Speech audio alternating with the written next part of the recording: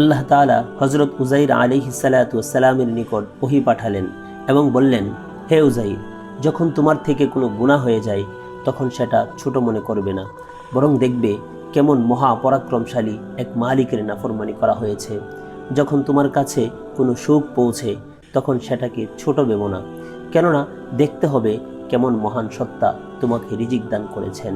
আর যখন তোমার উপর কোনো মুসিবত বা বিপদ আপদ পৌঁছে তখন মানুষের সামনে আমার বিরুদ্ধে অভিযোগ করো না, কেননা যখন তোমার মন্দ কর্ম আমার নিকট পৌঁছে আমি ফেরেশতাদের সামনে তোমার ব্যাপারে কোনো অভিযোগ পেশ করি না।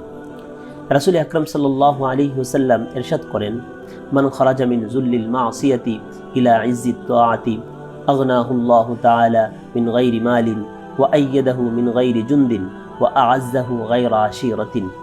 যে ব্যক্তি অপরাধ ও পাপের জগৎ থেকে বের হয়ে আল্লাহ তাআলার অনুগত্য করে, আল্লাহ তাআলা তাকে সম্পদ ছাড়াই ধনী করে দেন এবং কৃতজ্ঞতা ছাড়াই তাকে সাহায্য করেন, সম্ভ্রান্ত পরিবার ছাড়াই সম্মান প্রদান করেন।